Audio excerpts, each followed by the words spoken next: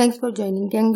Gangrene की condition होने की सूरत में इसकी तशखीस कैसे की जाती है, डॉक्टर इसको कैसे डायग्नोसिस करते हैं, इसके कौन से टेस्ट करवाने के लिए कहते हैं, इसके अलावा कौन सी ट्रीटमेंट जो वो की जाती है, आज की वीडियो में आप ये जान पाएंगे। गैंग्रीन की डायग्नोसिस के लिए, इसकी तशखीस के लिए डॉक्टर मरीज की सबसे पहले मेडिकल हिस्ट्री लेंगे, मरीज से कुछ सवाल करते हैं और इसके अलावा इनको होने वाले जो हेल्थ कंडीशन है उनकी हिस्ट्री जानने की कोशिश करते हैं कुछ सवालात के जरिए, और इसके अलावा कुछ अलामत जो कि मरीज की तरफ से बताई जाती हैं। इन दोनों बातों की बिना पर डॉक्टर जो है वो इस बात को जान पाते हैं कि आपको गैंग्रीन हो चुका है, यानी आपकी मेडिकल हिस्ट्री और सेकंड आपकी बताएगी अलामत। और इसके अलावा डॉक्टर आपकी कंडीशन को समझते हुए, आपकी हिस्ट्री को समझते हुए मजीद टेस्ट करवाने के लिए कह सकते हैं, जिनसे मजीद इस बात की तस्दीक हो जाती है कि आया आपको गैंग्रीन हुआ है या नहीं। इसके अलावा ये टेस्ट जो है वो हर पेशेंट के लिए नहीं किए जाते, बल्कि जैसी पेशेंट की कंडीशन होगी उसी के हिसाब से टेस्ट जो करवाने के लिए डॉक्टर कह सकते हैं। फर्स्ट टेस्ट कहा जाता है वो लैब एनालिसिस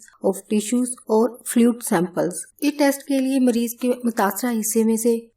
हिस्से में से टिश्यूज को लिया जाता है या फिर वहाँ से बहने वाले फ्लूइड को, पानी को जो है वो लिया जाता है। दोनों में से किसी एक चीज का सैंपल जो है वो लिया जाता है, या तो टिश्यूज ली जाती है या फिर वहाँ से बहने वाला फ्लूइड। इसको लेने के बाद इसको माइक्रोस्कोप के जरिए चेक किया जाता है कि आया जिस हिस्से में गैंग्रीन हो चुका है उसमें कौन सा बैक्टीरिया जो वो मौजूद है। इस टेस्ट के जरिए इस बात को जानने की कोशिश की जाती है कि कौन सा बैक्टीरिया वहाँ पे मौजूद है, ताकि उसकी ट्रीटमेंट जो वो की जा सके, उस बैक्टीरिया को खत्म करने के लिए ट्रीटमेंट का इंतखाब जो वो किया जा सके। नेक्स्ट ब्लड टेस्ट करवाने के लिए कहा जा सकता है ऐसा ब्लड टेस्ट जिसमें व्हाइट ब्लड सेल काउंट को जो है वो चेक किया जाता है। अगर व्हाइट ब्लड सेल्स जो खून में मौजूद सफेद रंग के खुलिये होते हैं, अगर इनकी तादाद जो है वो बहुत ज्यादा हो या नॉर्मल तादाद में मौजूद हो, इन खुलियात की तादाद जो है वो बहुत ज्यादा हो, बढ़ चुकी हो। व्हाइट ब्लड सेल्स की तादाद ये जाहिर करती है कि मरीज के अंदर जो गैंग्रीन है, इस बात को जाहिर करती है कि गैंग्रीन का इन्फेक्शन जो है वो बढ़ चुका है, गैंग्रीन का इन्फेक्शन जो है वो मौजूद है। इसके अलावा एक और ब्लड टेस्ट जो किया जाता है। इस टेस्ट के दौरान मरीज के खून के सैंपल को गर्म किया जाता है, और इस ब्लड सैंपल को गर्म करने का मकसद ये होता है कि इसमें मौजूद जो बैक्टीरिया है उसको बढ़ाया जा सके, उसकी तादाद बढ़े, और ये बैक्टीरिया की तादाद जब बढ़ती है तो ये डायग्नोज करने में डॉक्टर को जो है वो काफी मदद देते हैं, क्योंकि इन टेस्ट का ज्यादातर मकसद यही होता है कि बैक्टीरिया की मौजूदगी को जाना जा सके। अगर बैक्टीरिया मौजूद है तो वो इन्फेक्शन को जाहिर करता है। Next medical imaging. ये तस्वीरी टेस्ट होते हैं। ये टेस्ट डॉक्टर उस वक्त करते हैं जब इनको शक हो कि इंटरनल टिश्यूज की तरफ गैंग्रीन जो है वो फैल चुकी है। इस चीज को चेक करने के लिए कि गैंग्रीन जो है वो अंदरूनी बाफ्तों तक कहाँ तक फैली है, इस चीज को चेक करने के लिए इमेजिंग टेस्ट जो करवाए जाते हैं। ये टेस्ट इंटरनल टिश्यूज में मौजूद गैंग्रीन को चेक करने में काफी मददगार साबित होते हैं। इन इमेजिंग या तस्वीरी टेस्ट के नाम ये हैं। एक्सरे करवाए जाते हैं, एमआरआई स्कैन या फिर सीटी स्कैन जो वो करवाए जाते हैं। इसके अलावा इसकी मेडिकल टर्म जो इस्तेमाल की जाती है इसको डॉपलर स्कैन भी कहा जाता है। नेक्स्ट है, अगर आपके डॉक्टर को लगता है या उनको इस बात का शक है कि आपको होने वाले गैंग्रीन की जो किस्म है इसका ताल्लुक जो है वो दौरान खून के मसाइल से है, यानी आपके सर्कुलेटरी जो प्रॉब्लम्स है उनसे मुतल्लिक गैंग्रीन है, यानी आपको होने वाला जो गैंग्रीन है वो आपके दौरान खून के किसी मसले की वजह से हुआ है, तो इसके लिए टेस्ट करवाने के लिए कहा जा सकता है। इसके लिए जो टेस्ट करवाने के लिए कहा जाता है उसको आर्टियोग्राम टेस्ट कहा जाता है। इस टेस्ट में एक्सरे को इस्तेमाल किया जाता है, एक्सरे और साथ में मॉनिटर को जो है इस्तेमाल किया जाता है, और पेशेंट को एक फ्लूइड, एक मादा सा पीने के लिए दिया जाता है जो कि डाई होता है, कलरफुल डाई होता है, जो कि आगे आर्टरीज में जो है वो इंसान के मॉनिटर के ऊपर जाहिर हो जाता है। मरीज जब इस डाई को पीता है तो ये डाई उसकी हर आर्टरीज में से गुजरता है, और ये आर्टरीज जब वो मॉनिटर के ऊपर डॉक्टर जब उसको देख रहे होते हैं, उसको मायना कर रहे होते हैं, और इस डाई का जो मकसद होता है ये चेक करना होता है कि आया कोई आर्टरी जो है वो अंदर जो है वो ब्लॉक तो नहीं है, बंद तो नहीं हो चुकी है, उसको चेक किया जाता है। जब ये फ्लूइड एक ब्लॉक आर्टरी के करीब पहुंचता है तो ये इसको जाहिर कर देता है, इसकी ब्लॉकेज को मॉनिटर के ऊपर जाहिर कर देता है, जिससे डॉक्टर को पता चल जाता है कि आपको जो होने वाला मसला है, जो गैंग्रीन है, वो आपके दौरान खून के मसाइल की वजह से हुआ है। देन इसी के हिसाब से आपके लिए ट्रीटमेंट जो है वो सोची जाती है डायग्नोज करने के बाद। नेक्स्ट कौन सी तरीका इलाज है वो इख्तियार किए जाते हैं, और पहले भी ये बात हुई है कि तमाम मरीजों के लिए एक जैसे तरीका इलाज नहीं होते हैं, जिसकी जैसी कंडीशन होती है उसके लिए वही तरीका इलाज है वो इख्तियार किया जाता है। फर्स्ट जो तरीका इलाज गैंग्रीन की सूरत में इख्तियार किया जाता है वो टिश्यू डिब्राइडमेंट्स। ये तरीका इलाज खासतौर पर जब सीरियस गैंग्रीन केसेस होते हैं तब इख्तियार किया जाता है। इस तरीका इलाज में मुर्दा टिश्यूज जो कि अफेक्टेड एरिया पर मौजूद होती है, जहाँ पे गैंग्रीन हो चुका होता है, वहाँ पे मौजूद मुर्दा टिश्यूज जो बाफ्तें होती हैं, इन टिश्यूज को खत्म किया जाता है, या फिर जिस्म के उस हिस्से को जिसमें गैंग्रीन मौजूद होती है उसको भी खत्म करने की जरूरत होती है। इस मुर्दा टिश्यूज को जो खत्म हो चुकी होती हैं, इनको खत्म करने के लिए, या फिर वो जिस्म का हिस्सा जहाँ पे ये गैंग्रीन बढ़कर उस जिस्म के हिस्से को खत्म कर चुकी होती है, वो हिस्सा जो है वो डेड हो चुका होता है, उसको हटाने के लिए टिश्यू डिब्राइडमेंट तरीका इलाज इख्तियार किया जाता है। डिब्राइडमेंट तरीका इलाज में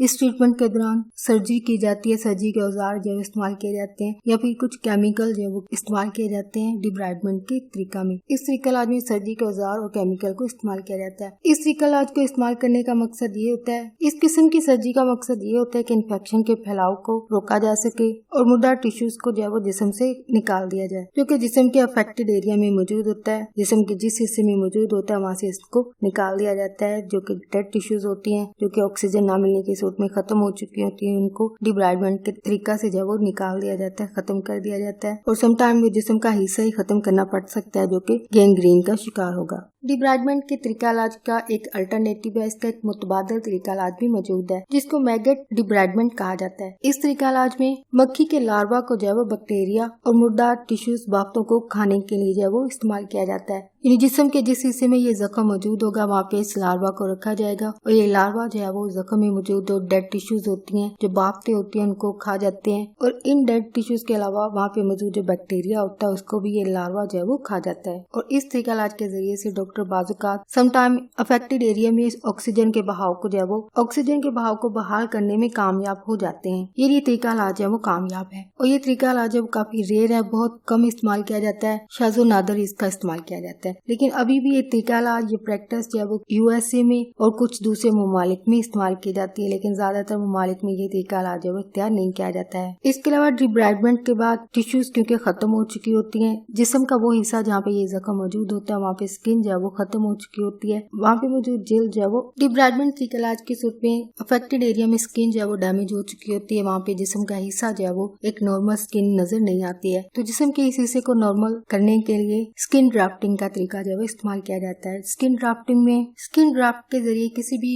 खराब टिश्यूज की मरम्मत करने के लिए, रिपेयर करने के लिए उसको जिस्म के दूसरे हिस्से में से एक सेहतमंद जो हेल्दी टिश्यूज होती हैं, हेल्दी जो स्किन होती है उसको वहाँ से निकाल कर उसका एक टुकड़ा जिस्म के उस हिस्से में से निकाल कर जिस्म के मुतासरा हिस्से पर इसको जो है वो लगाया जाता है। जिस्म के इस हिस्से को जो है वो कवर किया जाता है, स्किन को जो है वो कवर किया जाता है, जो कि स्किन ड्राफ्ट के जरिए जो है वो किया जाता है ताकि जिस्म का अफेक्टेड हिस्सा जो है वो एक नॉर्मल हिस्सा नजर आ सके। नेक्स्ट है एंटीबायोटिक्स दी जाती है। जिस्म के जिस हिस्से में गैंग्रीन होगा, अगर वहाँ पे बैक्टीरिया मौजूद होगा, जो कि टेस्ट के जरिए जाहिर हो जाता है कि बैक्टीरिया मौजूद है, तो आपके डॉक्टर आपको एंटीबायोटिक्स देंगे, तजवीज करेंगे। और ये एंटीबायोटिक्स जो है ज्यादातर नस के जरिए दी जाती है, यानी वेन्स के जरिए दी जाती है, या फिर सुई के जरिए बराह रास्त डायरेक्टली आपके ब्लड स्ट्रीम में, यानी खून के जो धारे होते हैं उनमें डायरेक्टली इन एंटीबायोटिक्स को खून में शामिल कर दिया जाता है। नेक्स्ट है वेस्कुलर सर्जरी। ये सर्जरी ऐसे अफराद की जाती है जिन अफराद में ब्लड सर्कुलेशन का मसला हो, यानी ऐसे अफराद जिनमें खून की गर्दिश में खराबी हो। तो ऐसे अफराद में गैंग्रीन होने की वजह जो है वो ये सर्कुलेशन होती है, ब्लड सर्कुलेशन का ना होना इस गैंग्रीन की वजह बनता है। वेस्कुलर सर्जरी में ये सर्जरी जो है वो आर्टरीज पर की जाती है या फिर वेन्स पर की जाती है, जिसका मकसद जिस्म में खून के बहाव को, जो कि वेन्स के जरिए जिस्म की तमाम टिश्यूज में जाता है, इस फ्लो को जो है वो इम्प्रूव करने के लिए, खून के इस बहाव को बेहतर बनाने के लिए ये सर्जरी जो है वो की जाती है। नेक्स्ट जो तरीका इलाज इख्तियार किया जाता है वो हाइपरबारिक ऑक्सीजन चैम्बर है। इस तरीका इलाज में ये तरीका इलाज ऐसे अफराद के लिए इख्तियार किया जाता है जिनको गैस गैंग्रीन हो चुकी होती है। गैंग्रीन की ये किस्म है। गैस गैंग्रीन के शिकार इंसान को एक ऐसे खास माहौल में रखा जाता है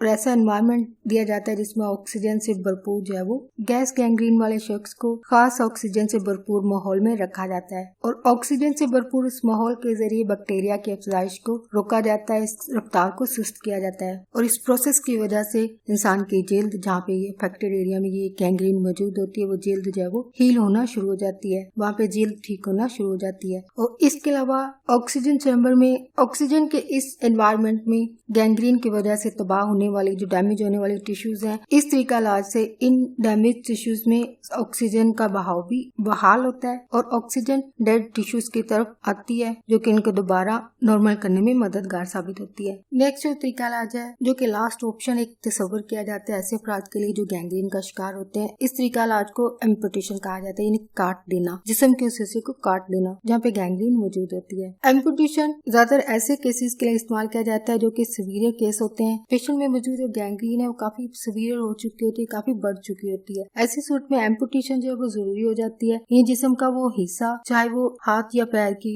उंगली हो, फिंगर हो, या फिर पाँव का या हाथ का अंगूठा हो, इनको काटना जो है वो जरूरी हो जाता है। और एम्पुटेशन की ज्यादातर जरूरत, एम्पुटेशन का तरीका खासतौर पर इंसान की जान को बचाने के लिए इख्तियार किया जाता है। ज्यादा नेसेसरी हो जाता है जब इंसान के लिए ये कंडीशन जो है वो लाइफ थ्रेटनिंग हो, इंसान के लिए कंडीशन काफी सीवियर हो चुकी हो, और वहाँ पे एम्पुटेशन जो है वो काफी नेसेसरी हो जाती है, यानी काफी जरूरी हो जाता है। यानी ये तरीका जब इंसान के लिए काफी अहम हो जाता है, इसको इख्तियार करना जो है वो लास्ट ऑप्शन डॉक्टर के पास रह जाता है कि जिस्म के इस हिस्से को काट दिया जाए ताकि इंसान की जान जो है वो बचाई जा सके। गैंग्रीन की वजह से एम्पुटेशन की सूरत में इंसान के जिस्म का हिस्सा जो है वो कट जाता है, जिसकी वजह से इंसान का जिस्म खुद शायद इंसान को भी अच्छा नहीं लगता होगा, और शायद देखने वालों को भी ये चीज अच्छी नहीं लगती होगी। तो इंसान को इस तरह की चीजों से बचाने के लिए, सोशल लाइफ को दोबारा नॉर्मल बनाने के लिए, ऐसे अपराध के लिए प्रोस्थेसिस या फिर आर्टिफिशियल लिम्ब, यानी ऐसे अपराध के लिए नकली जिस्म का वो हिस्सा जो है वो तैयार किया जाता है, जो कि इंसानी अज़ा से मिलती जुलती एक आर्टिफिशियल चीज होती है, चाहे इंसान का हाथ हो, पाँव हो